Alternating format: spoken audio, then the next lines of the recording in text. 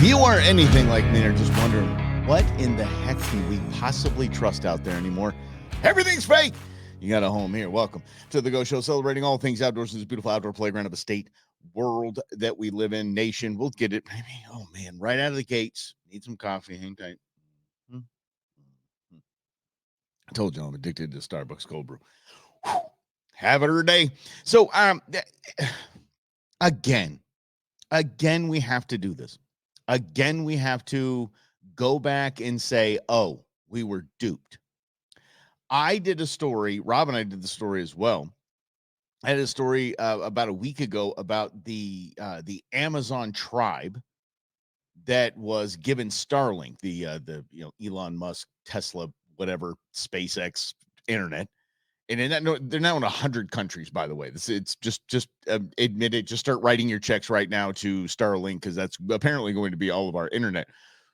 But the story was that the tribe that had 2,000 member tribe had no really connection with the outside world before the Starlink internet showed up. And the story was that after 9 weeks, they were all addicted to online porn, and the kids were basically becoming little millennial punks. Not the case. Apparently, the New York Times made it all up. It was just completely fabricated that was going up. It was an assumption that was made, editorial lean, I guess, because you would think about the total awesomeness of this tribe and their fishing skills and their hunting skills and their primitive skills and the amazing things that we can learn from them, they can learn from us. And you think that should be the story. And the story should be that now we get to see how they make bow drills. We get to see how they make bow and arrows, how they use different sources from other tribes. There was so much we can learn, and still now, thank goodness, and not the whole world just rolls their eyes and thinks, oh, that tribe's just a bunch of porn addicts, and that's just it. That's absolute tragedy. You don't know who to trust anymore. You just absolutely don't know what to trust when you read a story. It seemed plausible because, we have kids and we think, oh my gosh, the first time they had a phone, where their minds went. So it was a bit disheartening. And now even more so that we know that it was just a fake story. Everybody ran with that. I mean, Outdoor Life magazine, Field and Stream, all of them were running with this story. Big, and it was just fake. Oh yeah, sorry, made that up for clicks. And I mean, that's the thing that you don't get here. You don't get from Rob and I and in other news. You don't get any of that stuff. We're just here to have fun, have some cool talk, chat, all the comments and just hang out. We're not here to get you clickbait. But we are going to have fun tomorrow, as we always do. FAFO Friday is going to be a good one. This is apparently animals just like to prank each other and humans. They just like to prank us. I did not know this, but they have senses of humor, apparently, and it's scary, but funny, because I am getting I used to not like pranks. No pranks at all. I don't like people playing jokes on me. I'm just, not that I was sensitive to it. I just like, don't like getting scared. All this. My kids were all about that.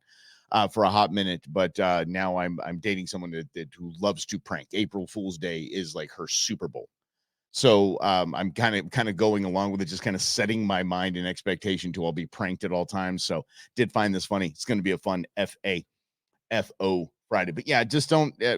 I'm sorry. I guess I'll have to say I'm sorry too. I covered the story and brought it to you as truth, not on one show but two shows.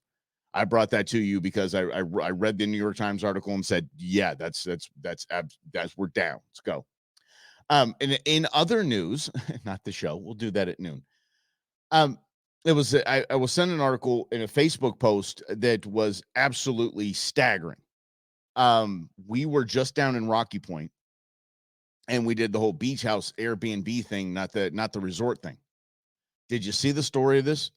People getting out, vacationing, hitting the beach, fishing, all of that. There was a group of people out of Texas, and two of them were in the hot tub at the resort. Two of them in the hot tub, and when the light came on, they were enjoying a nice sunset, like you do. Like I preach on this show all the time. Get outside, see some sunrises. This morning sunrise was chef's kiss, perfect. Sunsets, go do that. And they're doing it. They're in the hot tub and having a great time. The light kicks on the timer, cooks them both. Couple dead. Young couple, great looking couple, there with a bunch of friends, cooked them. I'm blown away by this. Just the freakish nature. People, oh yeah, well, they're in Mexico and they're at a resort. Happens here all the time too. All the stuff we have that not built to code. Well, Mexico does, they have lax standards on codes. Okay, well, so do a lot of contractors out here as well. So it is, it's Lynn, what did you miss? That story in the Amazon was a fake about the tribe in the Amazon getting addicted to porn. The New York Times ran it and had to apologize. Oh, we're sorry. Sorry. Didn't mean to do it. Yeah, so you missed that. But the terrible thing, and then the manager, this is where it gets weird. This is where it gets second world country-y. The manager of the property magically had a heart attack the next day. Yep. Yeah. A lot going on down there in Mexico, but do not let it freak you out. I was immediately like, well, the kids and I, we're not going to no way in the world we're going to one of those resorts. Same thing happens everywhere. I mean, you see freakish pool accidents and jacuzzi accidents and electrocution and all that. My great uncle had most of it. If you've been around the valley for a hot minute, back in the day where they had cigarette machines, that was most likely my great uncle's biz. I mean, he was kind of the vending guy. And those in arcade games, which was really rad for my sister and I when we come hang out with my grandparents, because my grandfather would ask his brother to bring 2 arcade games and put them in the garage. So I had Pac-Man, Miss Pac-Man, Donkey Kong, Centipede, like the big ones.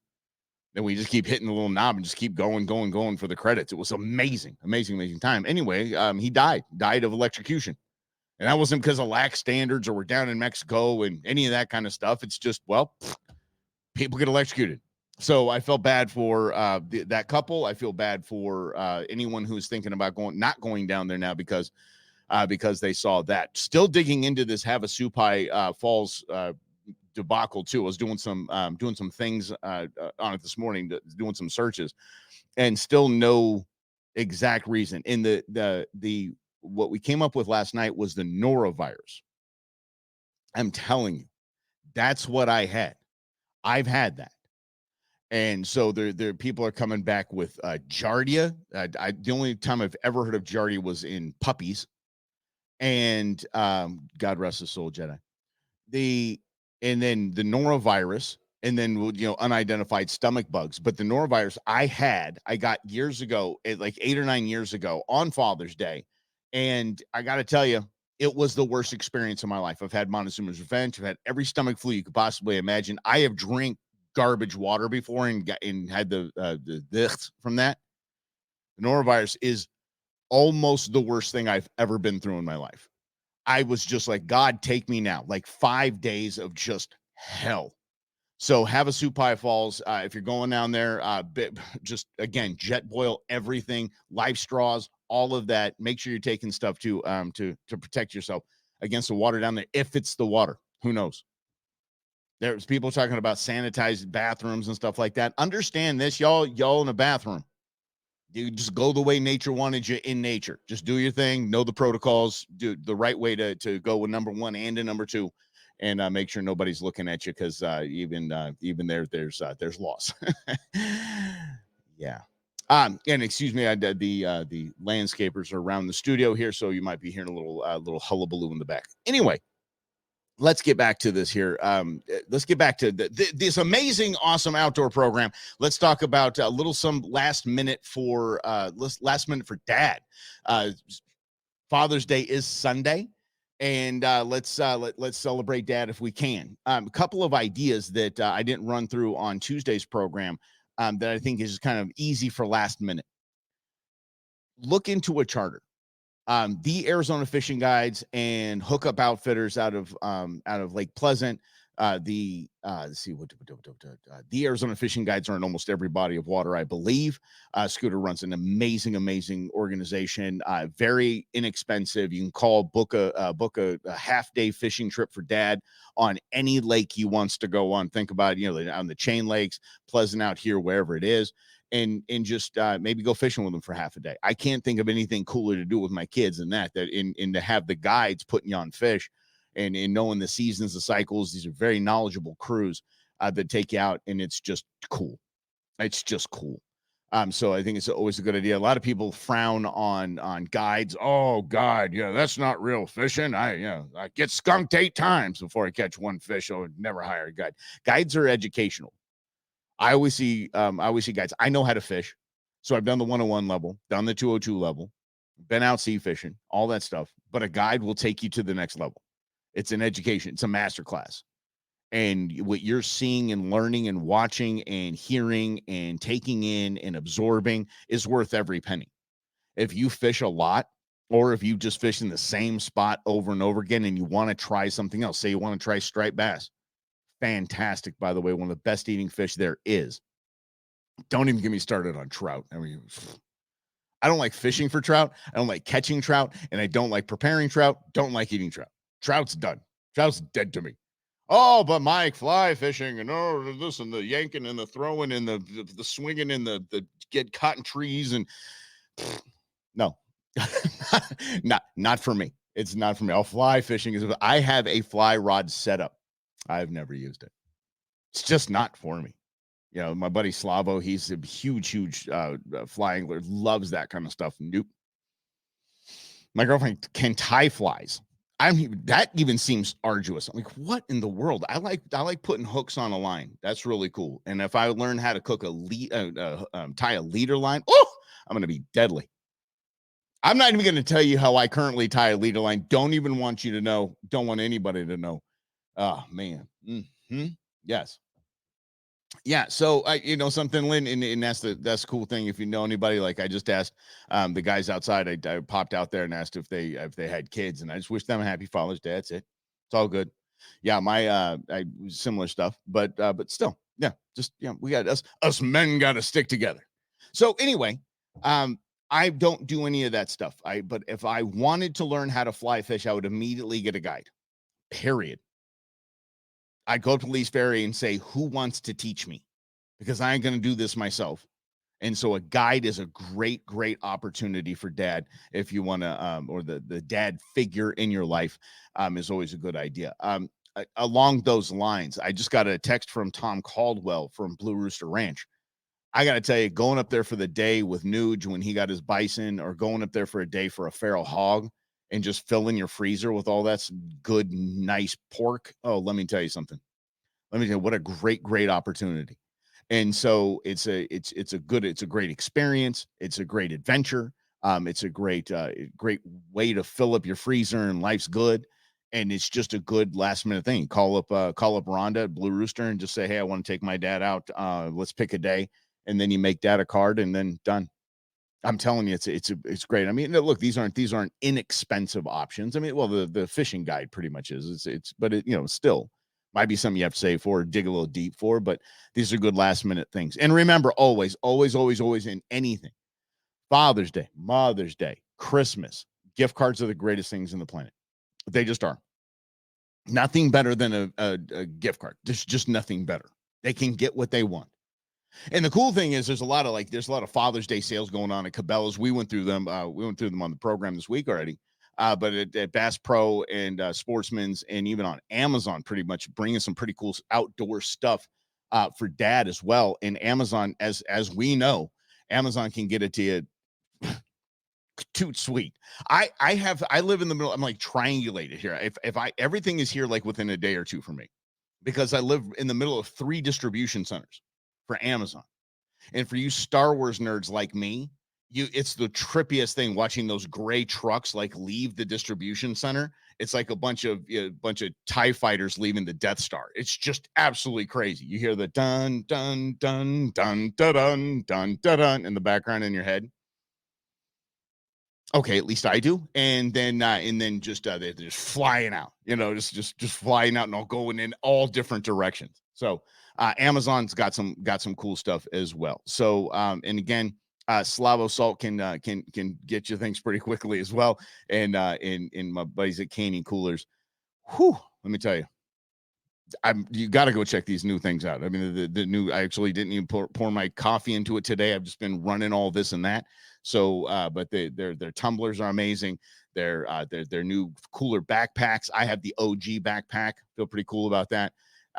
They're great. The soft sided stuff as well for dad. So, so there's just a few different things that I thought I'd give you a few hints. That's always a good idea.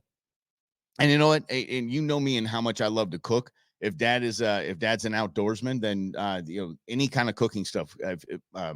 Cast iron is what I was trying to think of there. Cast iron equipment, Dutch ovens are fantastic, and just good stuff for campfire. Maybe a grate to go over the campfire. Those are fantastic. You can get those at anywhere, and so you can just even at Walmart. Make it happen, y'all. Make it happen. Yes, make it happen. Mm-hmm. So many hate posts. Oh my gosh. Yeah. You get hate posts. Lynn just mentioned, posted about pig hunting on Facebook, and you get a bunch of hate posts. Understand this. And, I'm not going to knock anyone for this. I have a new person in my life that is a vegan, and I respect vegans because they've made a commitment. Most of the people that will bag on you and I for hunting or fishing are sitting there with a Whopper in their hand, and they have leather seats in their car. So they're not walking the walk. You see, I don't mind. And by the way, I don't knock anyone from buying meat from the store. That's fine. If it's there, get it. There's nothing wrong with that. Nothing wrong, especially catch a good deal. Oh, yeah, I see a good deal on tri-tip. I'm jumping on that. But I don't mind taking my own animal proteins. I go the hamburger you're eating, the leather seats that you have, that somebody had to kill that animal. I mean, we're going to talk like grown-ups here. I do that myself.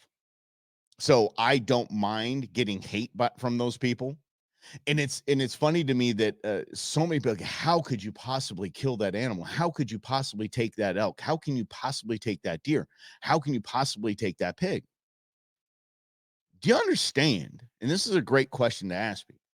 How do you think animals die in the wild, just out there? Usually, vast majority, they're getting eaten alive. They don't just. There's no elk that just finds. The sun is setting. I think the sun is setting on my life. I think it's my time. I'm going to go lay down under this big tree over here, and I'm just going to just say goodbye. This is my last moment. What a good ride it's been. Nope. Nope. There are coyotes. There are mountain lions out there eating them alive. So it's always I get that stuff. Yeah. Mm-hmm. Yeah. Oh yeah. She's not going to change her mind. The vegan, my vegan. Actually, there's a birthday party for her coming up this weekend, and I I was told it's very vegan-y. I'm like, I'm not going to show up with like an elk steak hanging out of my mouth. For the love of grief, I'm not a barbarian. I'm a redneck, but I mean, come on. Holy mackerel. But no, I do like talking to them because they have their firm belief and they will not eat animal proteins. I have my firm belief and I will go all in on animal proteins. And we can just have a normal conversation, knowing dang well that we aren't going to change each other's minds. I'm not going to change your mind because I respect your lifestyle. I would hope that you would respect mine and know that I wouldn't disrespect yours by, like I said, showing up with an elk steak hanging out of my mouth. Like I'm not going to disrespect your opinions. I'm not going to disrespect your lifestyle. And I would hope that that would be returned. The excuse me, dumbasses that we have on social media that want to rip on me for going hunting usually have just a heaping pile of hypocrisy that they're sitting on when they're, like I said, they just had a chicken salad for lunch, and their car's got those heated and cooling leather seats. Mm-hmm. Mm-hmm. Yes. And then Lynn, are you a vegan? No. Yeah, let me know on that one. You might be the second vegan I know. Third. I think I know another vegan. I don't know. But here's the deal: the vegans in my life, just like maybe even politically, if I disagree with you on a political ideology, it's okay. We can have fun conversations. We can grow each other. We can understand each other. We can respect each other. We can cheers, ding, have a drink, bye, high five. Everybody's good. We can do the same in the hunting world too, in the outdoor world. I am unapologetic. That's the last thing you're ever going to see me do is cower down and just say, "Oh, well, I know, I know it seems barbaric, but no, no, it's actually if you gave me the option, Mike, you can take an arrow to the chest or be eaten alive. Arrow to the chest, please. Let's go ahead. I'm not going to think about that twice. I know it sounds simplistic, and I know I'm underselling it, but it was kind of just on the yeah, yeah. So yeah. Oh, he could become one. Yeah. And I've had buddies that a good friend of mine who is not a vegetarian or a vegan, but he went raw for like I forget how long it was. And he's a triathlete. So if you make those big life changes, like you're going to be a vegan or you're going to go have a raw diet or just even a carnivore diet, you make those big changes. A, do your homework. B, be ready for it. And C, don't get down on yourself if it doesn't work. Because he did raw. He's like, I hated it. But here's one interesting thing. After he was 3 months, he was 90 days in. And I mean raw, just raw. He said, I buckled and I went to Taco Bell. He goes, I felt like I was going to die. He goes, your body's reaction to garbage food after eating just raw. And he was eating like raw liver and things like that too. So he had animal proteins, but it was like raw fish. But he was like, he goes, after doing that and then having Taco Bell, he goes, I thought I was going to die. I really thought I was going to die. And another thing, I know a lot of people are gearing up for their hunts, thinking about the hunts that they have coming up. I've heard so many people getting drawn for archery this year, and I think that is absolutely fantastic. I bought my first bow after realizing that hunting in the Midwest with a rifle is almost cheating. You just up there in a tree stand with your cup of coffee and just whatever your phone, and you're just playing on it, and you're just like, yeah, it's another deer. I'll wait for the next one. And your shots are like under 100 yards. I'm like, okay, let's try bow hunting. So I didn't know. So what I want to do is if you were thinking about this or you're thinking about upgrading bows or whatever you're thinking about doing, I want to help you out real quick. I want to help you out. And if you're thinking about buying a bow as a gift, do not. It's the same as a firearm in the boots category. It is a very personal thing.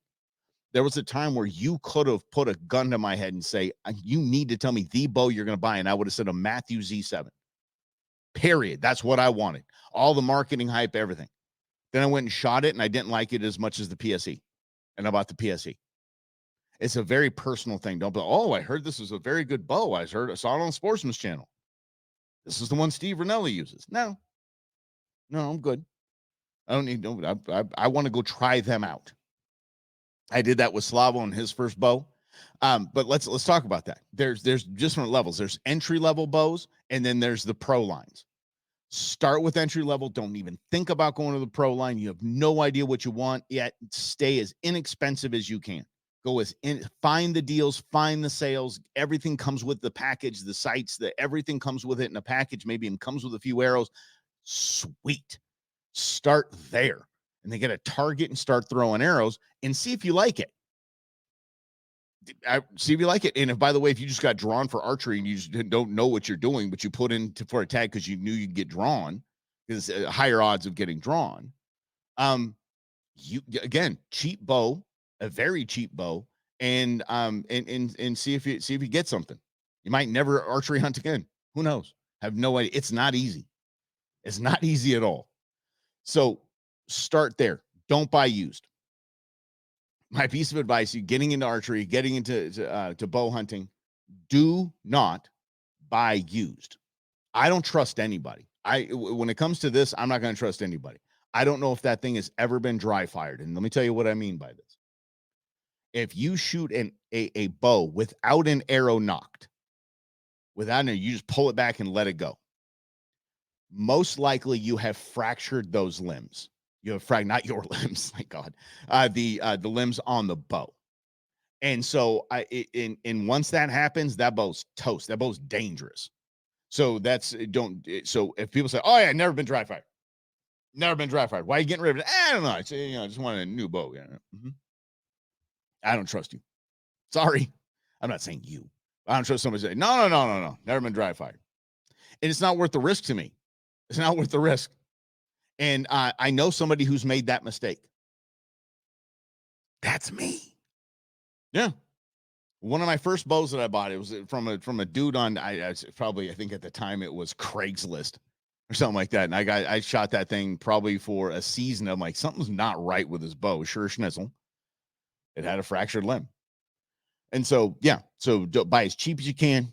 Don't buy used, and you're gonna be off to the races. Everybody is going to tell you. Everybody is going to tell you. This is what you need on the bow. You have to have this. You got to have one of these, and spot hog this and that. And again, start with one of the pre-done packages, and then figure out what you want to move around or upgrade or anything like that. And then if you love it and you're absolutely passionate about it, upgrade to a pro line, and you'll know where that money goes like that. There is such a difference, a marketable difference in basic lines that you see in the packages when you go to Bass Pro Sportsman's, and then the pro line that you look at it and it's stripped down to nothing. You're like, wow. And it's how much money? Yeah. If you're into it and you love it, then yeah, it's the same as it's identical to black rifle disease. For those that don't know what black rifle disease is, when you buy your first AR-15, you're hooked and you're done. Sorry. You are going to accessorize the living bejesus out of that thing. It's not even, it will look nothing like the AR that came out of the box. You are going to accessorize that thing to the teeth. I should know. I've done it 3 times. Yes, 3 times. Mm-hmm. So, yeah. So, but anyway, that's just a few tips from me. If you're thinking about it, maybe you're thinking about an over-the-counter tag, and you can grab an archery tag and you think you can get it done. Again, if you can, go super, super inexpensive. And if you can, do some saving between now and November as best you can, or now into whenever that fall hunt would be. And I'll tell you, I have a belief in guides. I'm bringing a guide to my hunt in November. And because this might be the last, I don't know when the next time I get drawn for bull elk is in a good unit, in a good hunt. I have no idea. So I'm taking a guide, going to make it happen, going to put just be done. And hopefully if I harvest the bull that's to my satisfaction, I will, I'll be done with it and just put in for cow and just keep the freezers full of elk. Mm-hmm. See, it's the beauty of it all. Anyway, a guide is a great idea. And there are several guides, not several. There are a few that are batting pretty damn close to 1,000, taking people out with bows and over-the-counter tags. So you can do that. So that's my soapbox for the day. Speaking of elk, I wanted to show you this. This is too much fun. This is so wild to me. Apparently, 5 years ago, a donkey escaped. A donkey escaped from his owner, and they just thought he was good and gone. They found it, but they're not getting it back. Someone else didn't take it. It got adopted. Just bump these elk, and there's a donkey with them. There he is. There's the donkey right there. There's the donkey. The elk have adopted the donkey. 5 years ago, he was kind of got out. I don't know, kind of like how dogs do. But sure, schnitzel.